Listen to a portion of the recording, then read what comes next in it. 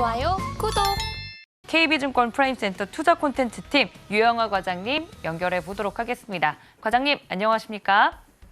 네, 안녕하세요. 네, 반갑습니다. 과장님을 너무 빨리 뵙고 싶은 마음에 일찍 호명을 해버렸네요. 지금 시장 현재 저희가 체크를 좀 해보고 있는데요. 테마성으로 움직이고 있는 영상 콘텐츠 기업들도 좀 눈에 띄고요. 또 카타르 월드컵과 관련돼서 움직이고 있는 종목들도 눈에 띄는데 현재 시장 어떻게 보고 계십니까? 네, 오늘 국내 증시 같은 경우는 코스피는 12포인트 하락해서 2,432포인트 기록하고 있고요. 코스닥은 2포인트 하락해서 729포인트 기록하고 있는데 지금 양쪽에서 매수 주체 확인을 해보면 양시장 외국인은 매도를 하고 있고 기관 같은 경우는 코스피 일부 사고 코스닥은 매도를 하고 있습니다. 그런데 코스닥 같은 경우는 특징적인 부분이 9시 20분까지는 500억 정도 순매도를 하다가 지금 150억, 한 200억 정도 다시 매수를 하면서 들어오면서 코스닥이 낙폭을 살짝 줄여가고 있습니다. 최근에 증시를 이끌어온 수급 주체는 외국인이기 때문에 지금 오늘처럼 외국인이 계속해서 매도를 하는지 아니면 매도를 하다가 다시 매수로 전환을 하는지에 따라서 아마 지수의 등락은 결정이 될 것 같고요. 이 안에서 아까 말씀하신 재벌집 막내아들의 시청률 호조로 오늘 레몬레인 같은 종목들 굉장히 이제 급등을 하고 있는데요. 아무래도 이제 알려진 이슈다 보니까 윗꼬리가 달리는 지금 상황이기 때문에 다소 좀 신중한 접근 필요해 보이고요. 개인적으로 일단은 미국 증시부터 체크를 좀 해봐야 될 것 같습니다. 최근에 미국 증시의 영향을 좀 받고 있는데 전주의 미국 증시는 강보합 수준으로 마감이 되었습니다. 옵션 만기에 따른 수급 영향이 있었다고 보고 있는데요. 우선 이제 금요일에 있었던 블라드 총재의 일부 연준 위원의 강도 높은 매파 발언을 소화를 하면서 옵션 만기에 따른 수급으로 소폭 상승한 채로 마감을 했습니다. 지난주에 증시에 어떤 영향을 줬던 부분은 소매 판매와 산업 생산 결과가 향후 경기 부진을 좀 예고했다라고 볼 수 있는데요. 이에 대해서 시장은 좀 부정적으로 반응을 보였습니다. 특히나 시점상 연말 소비 시즌이 가까워지면서 할인 행사를 통해서 기업들의 재고 조정이 진행 중이라고 보여지는데 좀 재고떨이가 앞당겨진 소비로 인해서 11월, 12월 연말 소비 시즌은 예상보다 좀 부진할 가능성이 높다라고 예상을 해볼 수 있을 것 같아요. 이에 대해서 중산층들의 소비가 영향을 받고 있다는 부분, 이것도 이미 소비재 관련주들의 펀더멘탈에는 좀 우려를 가지고 있다라고 판단해 볼 수 있을 것 같고요.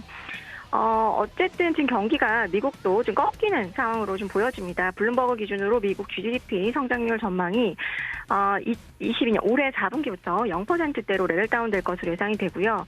지금 주목해야 될 부분은 채권 시장입니다.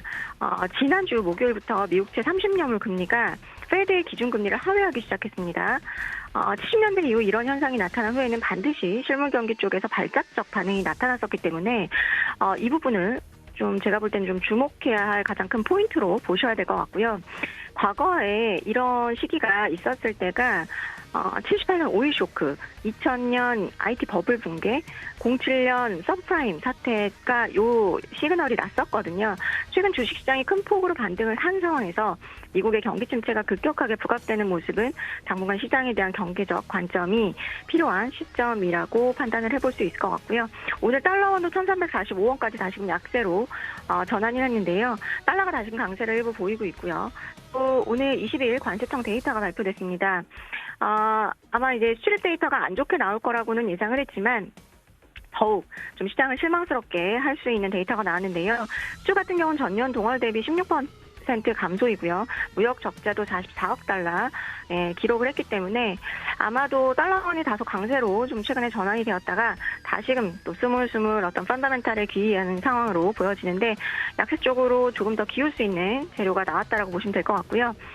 그래서 금주를 체크를 좀 해드리면 연준의 일단 최종금리 레벨 불확실성이 조금 상존을 하고 있다라고 보시면 될 것 같고 금주에는 FOMC 의사록 발표가 있고 그다음에 한은의 금통위가 있습니다. 한국 수출 데이터 아까 말씀드렸던 그 부분이 또 시장 영향을 좀 일부 미칠 수 있을 것 같고요. 그다음에 미국 제조업 PMI 같은 경우 좀 영향을 또 증시에 줄 수 있기 때문에 주목을 해보실 부분으로 보여지고요. 마지막으로 코스피와 코스닥의 매수주체별 수급 추이를 한번 체크를 해보면 코스피 같은 경우는 최근에 외국인이 쭉 사다가 최근에 다시 조금 팔고 있습니다. 이 부분이 최근에 증시를 이끌어온 이 주체가 외국인이었다는 점을 함기해 본다면 외국인이 다시 매도로 전환을 할 경우 국내 증시에는 부정적 이슈가 될 수 있고 지수는 상승이 제한적이고 조정으로 다시 꺾일 수 있기 때문에 주의가 필요하다고 보여지고요. 여기에 이제 개인분들이 다시 매수로 또 전환한 부분, 기관도 사다가 다시 파는 부분 체크하셔야 될 것 같고, 코스닥 같은 경우도 지금 보면은 기관은 살짝 사다가 다시 좀 매도를 하고 있고, 외국인도 사다가 다시 좀 매도로 전환하고 있습니다. 역시나 개인만 지금 시장을 매수를 하고 있기 때문에 오늘의 수급과 크게 다르지 않습니다. 그래서 우리가 개인 투자자이긴 하지만 시장을 이기는 수익을 내고자 한다면 결국에 기관이나 외국인과 스탠스를 같이 해야 된다는 점 염두하시고 트레이딩 할 시점이라고 말씀드리고 싶습니다. 네, 시장에 대해서 전반적으로 정리를 해주셨습니다. 그렇다면 이런 시장 속에서 저희가 오늘 좀 주목을 해봐야 되고 체크해야 될 이슈도 챙겨주신다고요? 어떤 이슈 볼까요? 네, 사우디 테마가 시기상 수면 아래로 다소 내려가면서 기관 수급이 지속적으로 들어오는 쪽은 건설 기계입니다. 특히나 현대건설 기계와 현대두산 인프라코어 중심으로 이미 시세가 크게 난 상황인데요. 이제 하부주행체 쪽으로 좀 관심 가져봐야 된다라고 지난주 수요일에 말씀을 드렸는데, 여전히 대창단조나 진성TC 쪽으로 기관 수급이 긍정적으로 들어오고 있습니다. 특히나 대창단조의 경우에는 최대 주주 일가의 주식 매집도 계속해서 이어지고 있기 때문에 업황 회복에 대한 기대감 계속해서 가져간다라고 보시면 될 것 같고요. 건설기계는 모멘텀이 많죠. 우크라이나 재건 기대감, 중국 리오프닝에 대한 어떤 경기 부양에 대한 정책 기대감까지 있는 상황이기 때문에 주도 테마의 한 축 당분간 유지할 가능성 높다라고 볼 수 있을 것 같고요.